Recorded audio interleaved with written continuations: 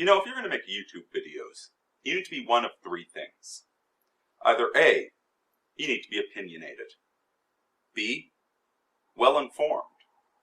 Or C, entertaining.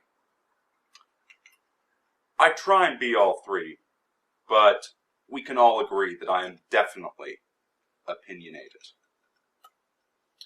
You know, I bring this up because you may or may not agree with me.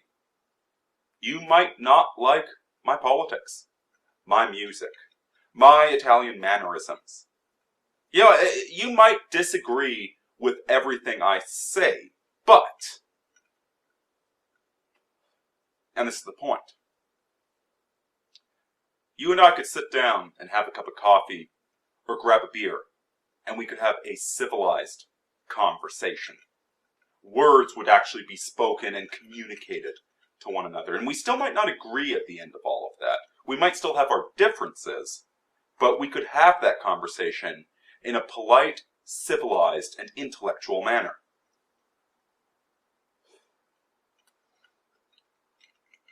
We are the silent majority. Not because we all think the same, but because we all think. And the obviousness of this, it's most strongly expressed in our culture. All of us look at modern culture, modern advertising, modern television, and to some degree or another, we're disinterested or disgusted by it. It's not for us. It doesn't communicate to us, and we switch it off. And that's why we're the silent majority. So let's talk about how this came about. You see, really what all of this boils down to is capitalism. Not free market economics, not Austrian economic theory, not the gold standard, not any of that. I'm talking about capitalism qua capitalism.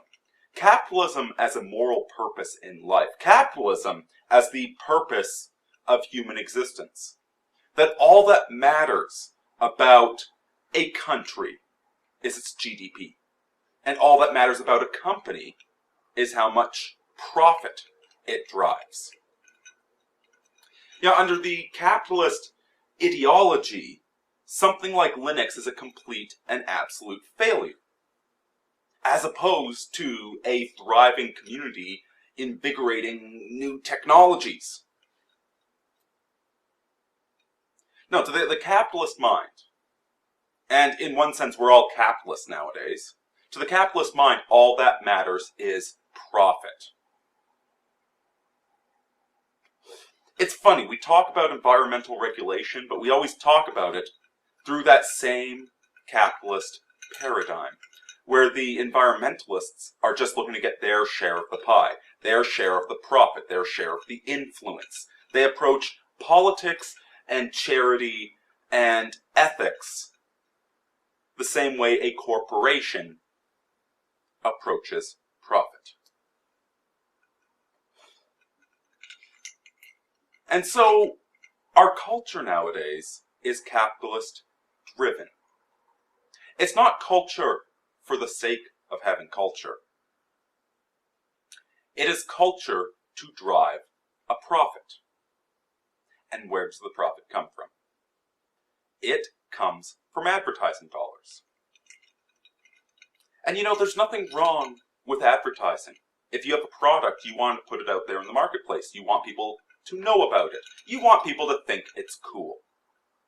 That's advertising, that's fine, that's normal. That is humanity. Deal with it. But you know what we've been doing for the past century? Is we've been developing the engineering of marketing. I say the engineering, not the science, because we don't know why marketing works. You know, you can go to a marketing exec, and they can give you their gut instinct, you know, based upon extensive experience using the scientific method, you know, doing test groups, seeing how people respond to things. But they can't tell you why it works. Not really. Like, there's no foundational theory to marketing. What there is practice. It's one of the rare cases where we have the engineering ability, but not the scientific ability. We do not know why marketing works so bloody well, but it does. We have been perfecting this technology, how to manipulate people into buying things. And if you listen to my podcast, recently I was making fun of the Bic Soleil commercial. It's a Bic razor for ladies that not once mentions its ability to shave your legs. The whole commercial is advertising the fact that it comes in day-glow colors to match your vibrant personality. And to any of you ladies out there watching this video, that's not going to sell you, is it? You know, a razor that says that you can dance while you're driving a Miata? That's not an argument for buying a bloody razor, and none of you are going to buy that razor. Which is why they're not making advertisements for you. This advertisement is not for you. The fact that I'm seeing is just an accident where Google seems to think I'm a 30-year-old single woman. I shouldn't have seen that commercial.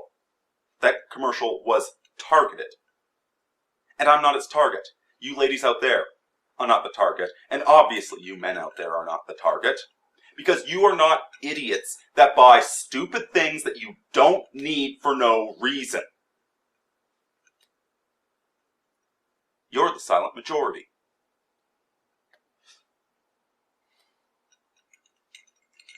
Advertisers have figured out who their core demographics are, who the people are that buy their products, that are easy to manipulate. And it's not you. And it's not me. Everybody responds to advertising, but some people respond better than others. Some emotionally impactful Nike's commercial won't make me buy their shoes. But if they have a commercial that's a bit more complex, a bit harder to make, that might make me buy their shoes. I respond the same as everybody else, but I don't respond as readily. I'm more suspicious, I'm more conservative with my money spending. And so they've come to realize that we do not matter. We are marginal consumers. It's the race to the bottom. You want to get the fat, stupid idiots to buy your product. That's how you make $1 million. And with capitalism as a moral purpose of existence, why not? Why bother making a good product when you can make a marketable product? And these are the people that are creating culture. Now contrast the Renaissance. Say what you will about the aristocracy. To be a member of the aristocracy, oh, yeah, sometimes you could inherit the money like Paris Hilton and destroy it in a generation. But the majority of people in the aristocracy had to show some sort of excellence to be there. They're the ones choosing what sort of art got produced. Nowadays, it is the lowest common denominator. When you turn on the TV and you see a bunch of idiocy that is, on the one hand, depressing, and on the other hand, boring, that's because you're not the lowest common denominator. And that's all they care about. Get the most people so you can sell the most products. And don't bother appealing to the silent majority, because us, we are different. We think for ourselves. We have different opinions. A commercial that would work on me would not work on you. Better to do the Bic Soleil commercial and say, buy our razor because you have a vibrant personality, you empty, shallow sloot. And so our culture is not for us. Our culture is not for the people that think and are erudite and have opinions. Even if they disagree with each other, they actually have opinions on things. No. No. The culture is for the fat, stupid morons that don't think.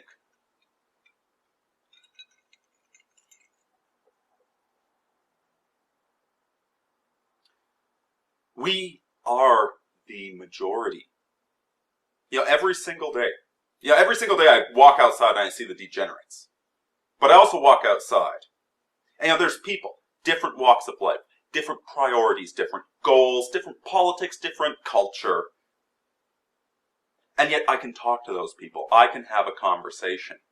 And we're all in agreement that this culture is absolutely bankrupt.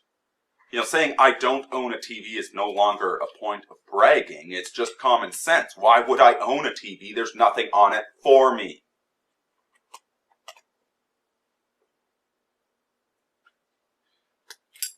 What has happened is that we've developed this marketing technology to such a high degree that the psychopaths have taken over. The monsters, the vermin, the human scum.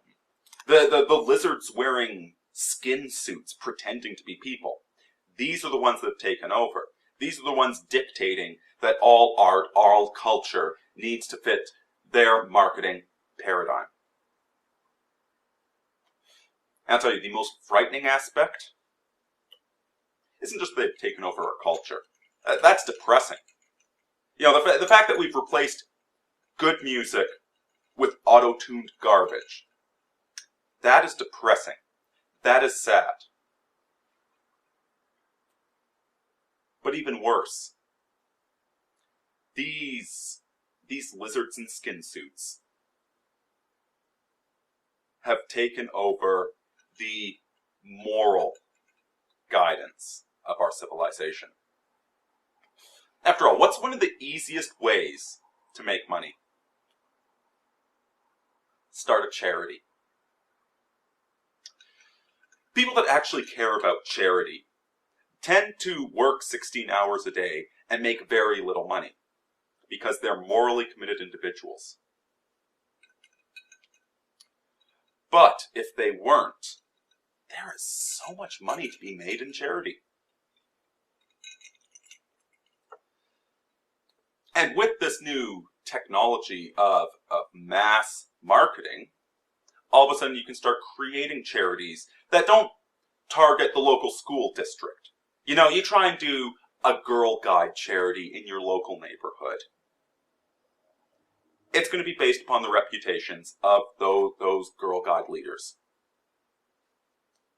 In the local community, in the small level charity, somebody's reputation matters. Their performance matters. You want to know that your charitable dollars are actually going to go to something good.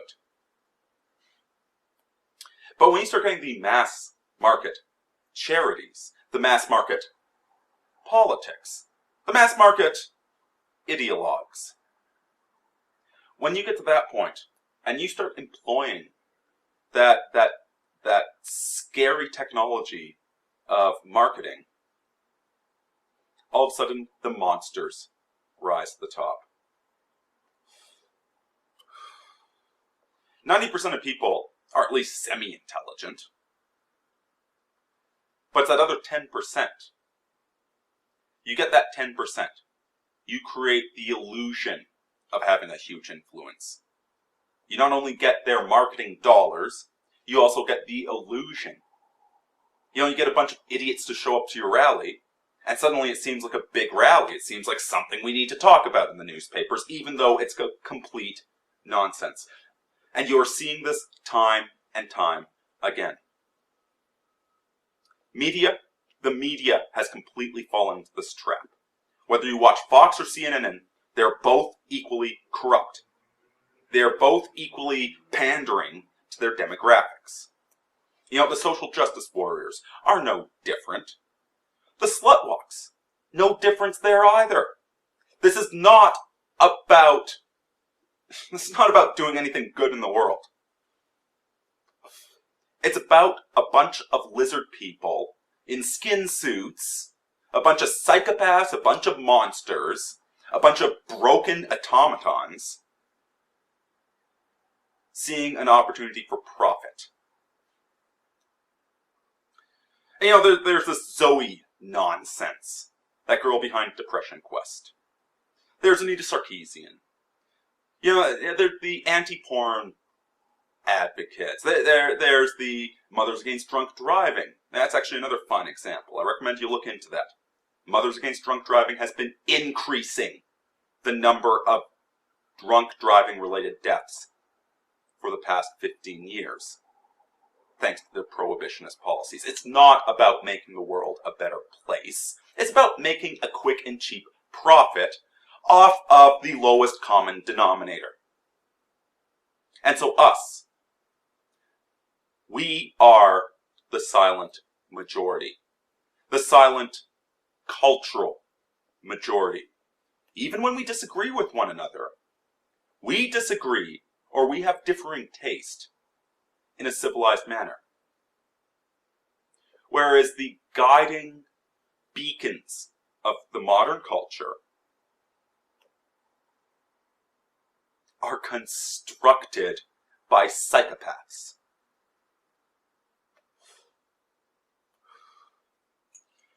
So if you're feeling lonely, if you're feeling left behind by modern culture, don't. That's a good sign.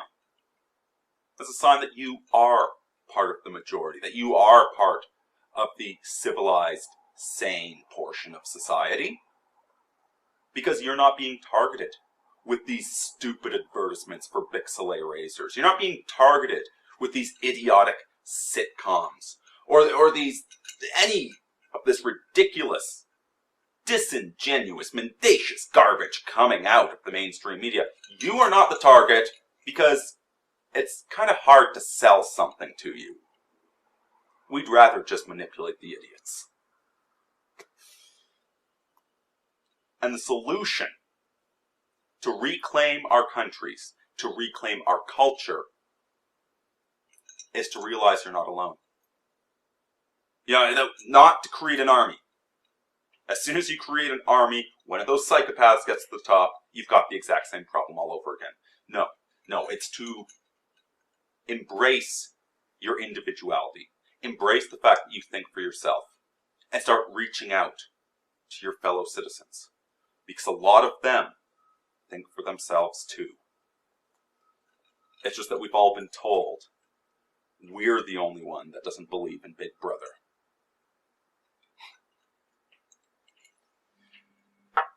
I swear I could do a whole documentary on this topic. The psychopaths, their money motives, the manipulation that happens. And it's right out there in plain sight. It's just that they control the media stream so nobody notices it. I don't know. Maybe I'll give Jordan Owen a shout. Maybe try and do something with him. What do you think, folks? Aurini out.